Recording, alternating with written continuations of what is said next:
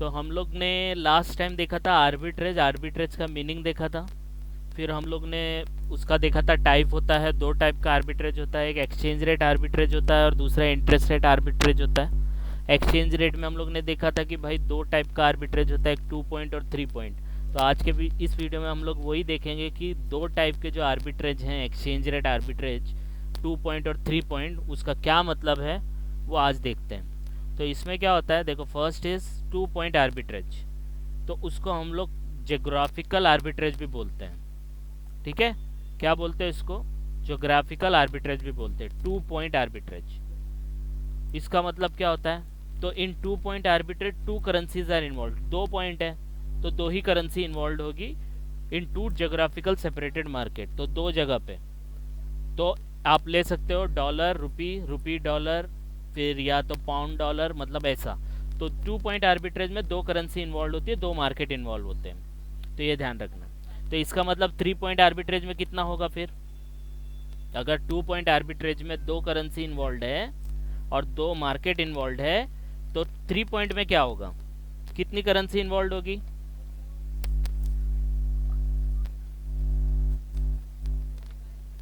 Yes 3 होगा। Reply करने का, हाँ यस 3 होगा, राइट। तो वो भी देखेंगे तो क्या होता है, वो कॉम्प्लिकेटेड है, 3 वाला थोड़ा कॉम्प्लिकेटेड है, 2 वाला इजी है। देखो क्या होता है इसमें, तो इसमें क्या होता है, 2 point arbitrage is also called a geographical arbitrage. In this arbitrage, जो आर्बिट्रेजर है मतलब जो ये डीलिंग करता है, purchases the currency in one market, देखो इधर दिया है, purchases the currency in one market, market where the currency available in cheaper price, तो जहां पे कम में अवेलेबल है वहां से खरीदेगा। And sells the same in the other market where the currency is expensive. तो सेम ये ऐसा नॉर्मल तरीके से भी आप करते हो। अभी जैसे टीवाई करने के बाद आप क्या करोगे, कुछ जॉब भी पकड़ोगे, जॉब नहीं जानता है तो बिजनेस करोगे, बिजनेस में क्या करोगे, ट्रेडिंग। तो ट्रेडिंग में एक जगह से कोई माल खरीदोगे तो कम में ही खरीदोगे ना, और दूसरी जगह पे माल बेचोगे, लेकिन उसमें क्या टाइम लगता है। इसमें क्या होता है, साइमल्टेनियसली होता है, यहाँ खरीदा दूसरी जगह बेच दिए, तो ये डिफरेंस है। तो जो बिजनेस आप कर रहे हो वो नॉर्मल है, आज खरीदा तो आज के आज नहीं बिकता है, अभी के अभी नहीं बिकता है, उसको टाइम लगता है। लेकिन आर्बिट्रेज में क्या है, जैसे ही खरीदा वैसे ही बेच दिया साइमल्टेनियसली। तो इसमें क्या होता है, जो आर्बिट्रेजर है जो ये डीलिंग करता है, वो एक मार्केट से करेंसी खरीदता है चीपर प्राइस में और दूसरे मार्केट में उसको बेच देता है जहां पे उसका वैल्यू ज़्यादा होता है, एक्सपेंसिव होता है। तो ये 2 पॉइंट आर्बिट्रेज है, आया समझ में। तो 2 पॉइंट आर्बिट्रेज में क्या होगा, एक मार्केट जहां पे वो करेंसी सस्ते में मिलती है वहां से खरीदेगा, और जहां पे इसका वैल्यू ज़्यादा है, एक्सपेंसिव है, वहां जाके उसको बेच देगा। That is called 2 point arbitrage. Next is 3 point arbitrage, इसको ट्रायंगुलर बोलते हैं, 3 हो गया तो 3 जन इन्वॉल्व होंगे तो ट्रायंगुलर हो गया, तो इसको ट्रायंगुलर आर्बिट्रेज भी कहा जाता है। तो in 3 point arbitrage 3 currencies are available, 3 currency का डीलिंग होता है। अभी आपने मेरा लास्ट वीडियो मिस किया होगा तो मैंने क्रॉस रेट बताया था। तो क्रॉस रेट में क्या होता है कि एक करेंसी का रेट दूसरे करेंसी के साथ अवेलेबल नहीं होता, तो हम लोग को तीसरे का रेफरेंस लेके उसका रेट निकालना पड़ता है, तो दैट इज क्रॉस रेट। तो सेम वे में यहाँ पे 3 करेंसीज अवेलेबल होंगी, उसमें क्या होगा, this arbitrage is also sometime known as complicated arbitrage. तो ये कॉम्प्लिकेटेड होता है, ठीक है। तो ये याद रखना, कभी कभी ऑब्जेक्टिव में पूछता है कि complicated arbitrage is also known as, या 3 point arbitrage is also known as, तो कॉम्प्लिकेटेड आर्बिट्रेज। नेक्स्ट बोला है, देखो एग्जाम्पल के थ्रू यहाँ पे मैंने समझाया है तो आपको ये थोड़ा बहुत समझ में आएगा। For example assume you begin with $2 million. मैंने आपको पहले भी बोला था कि ये 1 या 2 डॉलर की बात नहीं है, आपको मिलियन में खरीदना होगा। अब मिलियन कितना, 2 मिलियन बोला है, 2 मिलियन मतलब 1 मिलियन में कितना लाख होता है,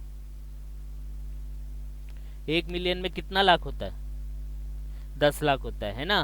तो 2 मिलियन मतलब 20 लाख डॉलर में डीलिंग कर रहा है। 20 लाख डॉलर बोलेंगे तो अगर उसको आप इंडियन करेंसी में कन्वर्ट करोगे तो बहुत ज़्यादा जाएगा, करोड़ में जाएगा, बराबर है।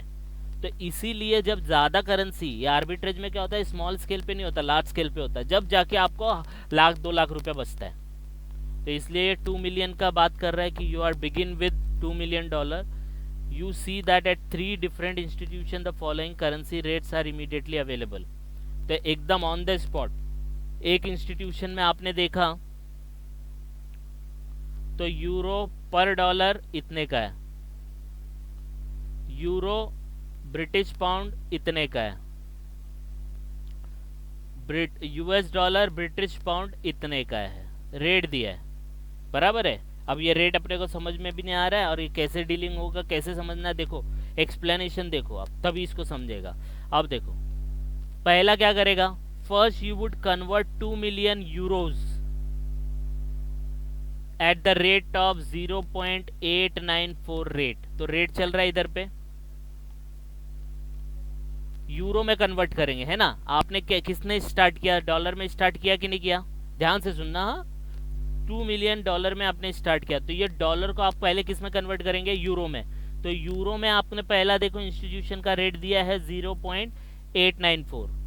तो इससे क्या होगा, आप इसको मल्टीप्लाई करेंगे, तो अगर आपके पास कैलकुलेटर है तो उस पर कर सकते हो, 20 लाख डॉलर, तो डॉलर का साइन डालने की जरूरत नहीं, 20 लाख मल्टीप्लाई बाय 0.894 तो करेंगे तो आपको इतना आएगा, 17,88,000 यूरोज।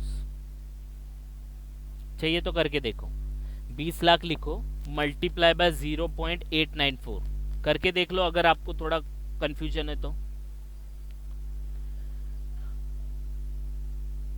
ठीक है, तो आपने पहला क्या किया, 20 लाख डॉलर को यूरो में कन्वर्ट किया 0.894। तो इसका मतलब क्या था कि अगर आपको यूरो खरीदना है तो 1 यूरो खरीदने के लिए आपको इतना डॉलर देना पड़ेगा, बराबर है।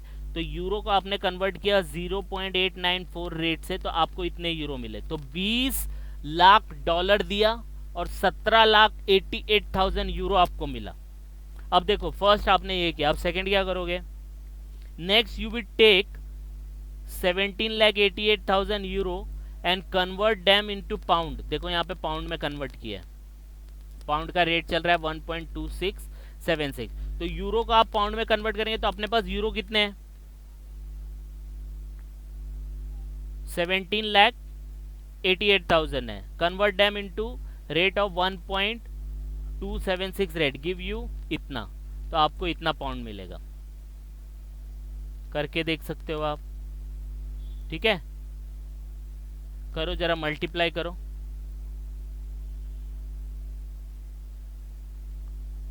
करके देखो आ रहा है क्या।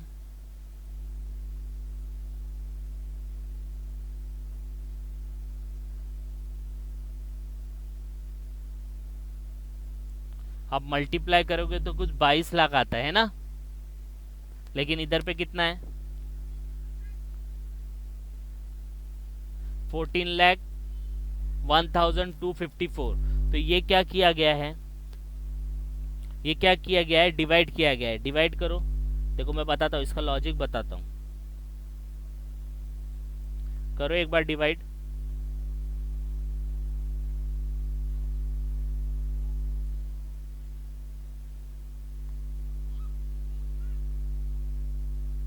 डिवाइड किया, डिवाइड करेंगे तो आपको 14 लाख आएगा। अब आप बोलेंगे सर यहाँ पे तो आपने मल्टीप्लाई किया और यहाँ पे आप डिवाइड क्यों कर रहे हो, बराबर है। अब देखो यहाँ पे हम लोग ने मल्टीप्लाई क्यों किया, क्योंकि हमारे पास डॉलर थे 20 लाख, है ना। और ये रेट क्या बोलता है, ये रेट क्या बोलता है कि अगर यूरो खरीदना है पर यूएस डॉलर के हिसाब से तो अपने को इतने यूरो की जरूरत पड़ेगी, बराबर है। मतलब पर यूएस डॉलर दिया है ना, यहाँ पे दिया है कि नहीं दिया है, पर यूएस डॉलर दिया है। तो अपने पास यूएस डॉलर कितने हैं, 20 लाख है। तो जब 20 लाख को आप 0.894 से मल्टीप्लाई करेंगे तब जाके आपको यूरो मिलेगा। अब सेम अमाउंट को आपको पाउंड में कन्वर्ट करना है, लेकिन पाउंड का रेट क्या चल रहा है, 1.276। तो यूरो तो अपने पास ऑलरेडी है ना, पहले वाले में यूरो थोड़ी था, अपने पास डॉलर था। तो डॉलर को जब कन्वर्ट किया तो मल्टीप्लाई किया, अब क्या है, यूरो अवेलेबल है। तो यूरो को जब आप पाउंड में कन्वर्ट करेंगे तो देखो इसको ऐसे करने का, इसका रेट का मतलब क्या है कि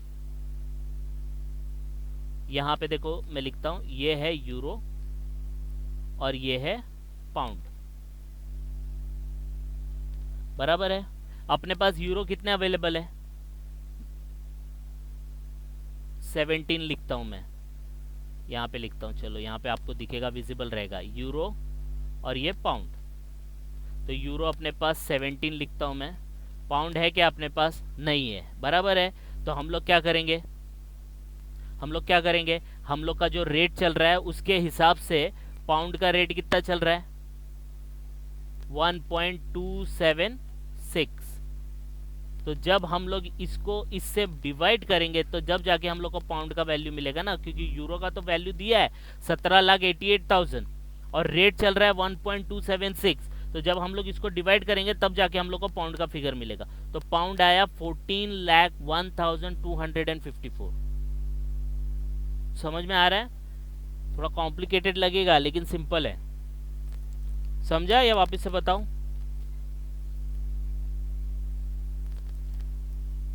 yes sir, no?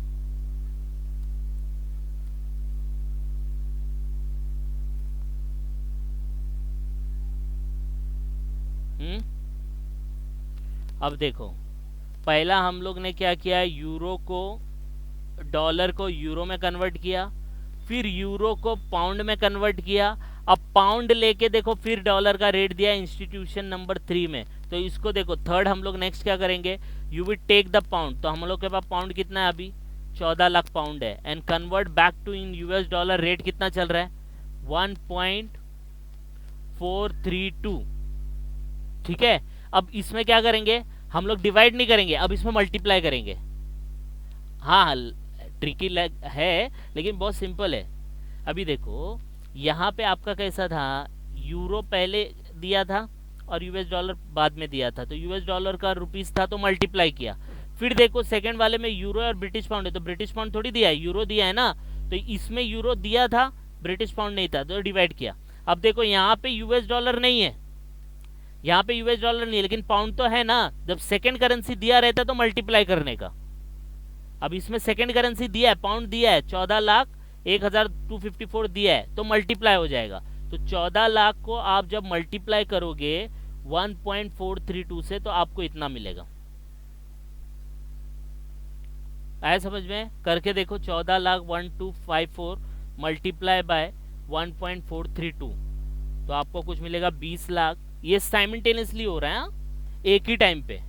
First institution में उसको कन्वर्ट किया यूरो में, सेकेंड इंस्टीट्यूशन में जाके यूरो से फिर उसको पाउंड में कन्वर्ट किया, और थर्ड में उसको पाउंड से फिर डॉलर में कन्वर्ट किया। तो ये आया कुछ 20 lakh dollar 6,596 at the same time, एक मिनट में। तो पहले उसके बाद 20 लाख डॉलर था, अब 20 लाख में से ये माइनस कर देगा तो बचेगा कितना प्रॉफिट बचेगा उसको। तो risk free arbitrage profit with be 6,596 dollar.